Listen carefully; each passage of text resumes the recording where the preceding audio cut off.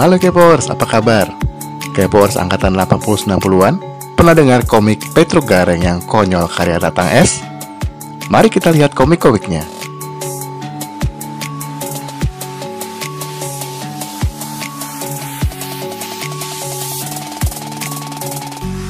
Salam manis tak akan habis, salam sayang tak akan hilang, buat semua pecinta karya saya. Ungkapan itu selalu tertulis dalam setiap komik Punakawan atau lebih dikenal komik Petruk dan Gareng, karena kedua tokoh itu yang paling sering muncul di karya Tatang S. Sebelum Tatang S atau Tatang Suhendar terkenal dengan komik Petruk Gareng ini, beliau berkelana di berbagai jenis komik lain, seperti komik-komik roman dan pesilatan. Namanya bahkan disebut sebagai komikus dengan bayaran tertinggi di Bandung. Tatang S juga ikut meramaikan pasar dengan menulis beberapa komik roman, diantaranya Emas Hilang Intan Gantinya tahun 1966, Titik Embun di Kala Subuh 1967, Diana 1968, dan Kabut Yang Suram 1969. Kehadiran karya Ganesh TH membuat arah dunia komik Indonesia berganti ke komik-komik silat. Tatang malah terjerat kasus plagiasi komik Si Buta dari Gua Hantu karya Ganesh dengan membuat Si Gagu dari Gua Hantu.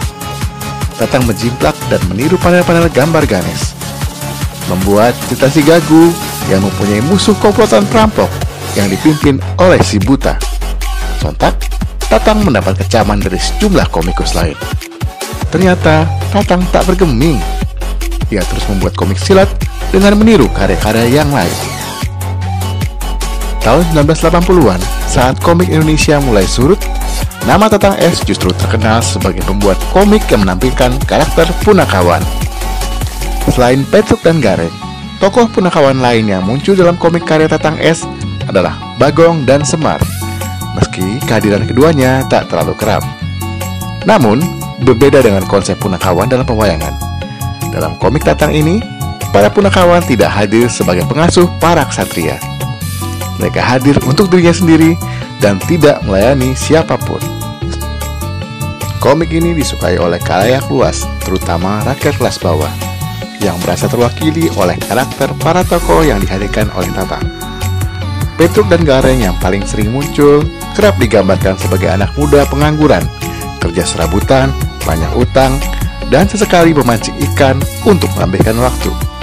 Meski kere, mereka adalah anak muda yang selalu menantikan malam minggu untuk merayu perempuan pujaan, tampil necis, dan peduli lingkungan dengan rajin meronda.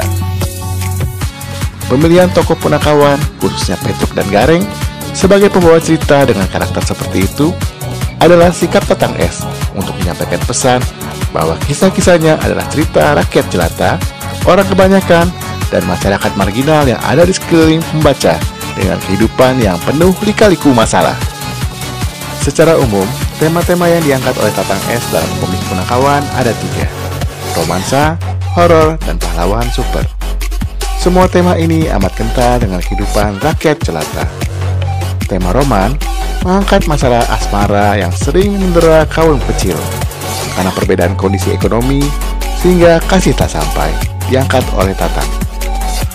Salah satu ciri manusia Indonesia adalah percaya tahayul, dan inilah yang diangkat dalam komik bertema horor.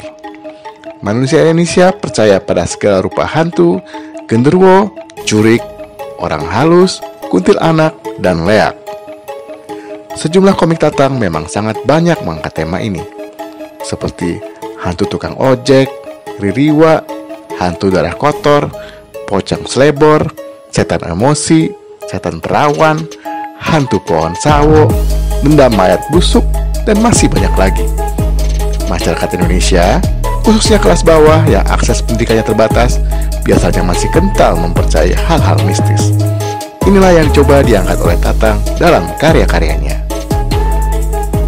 Perkembangan budaya populer seperti film tentang para pahlawan super yang diimpor dari luar negeri tak luput dari garapan Tatang.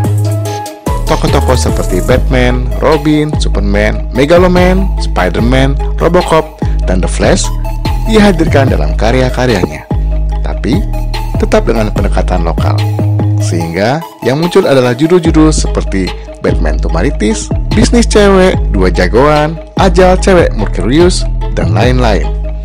Yang tokoh utamanya tetap Petruk atau Gareng yang berkostum dan berkemampuan seperti para pahlawan super tersebut. Pembelaan tokoh-tokoh pahlawan super terhadap warga kampung yang menjadi korban kejahatan menjadi bahan hiburan rakyat kelas bawah yang kerap termarginalkan, terpinggirkan secara ekonomi, dan menjadi bulan-bulanan hukum yang tak berpihak kepada mereka. Titik inilah yang coba diangkat oleh Tatang sebagai bentuk kepekaan terhadap budaya populer sekaligus keberpihakan terhadap masyarakat kelas bawah.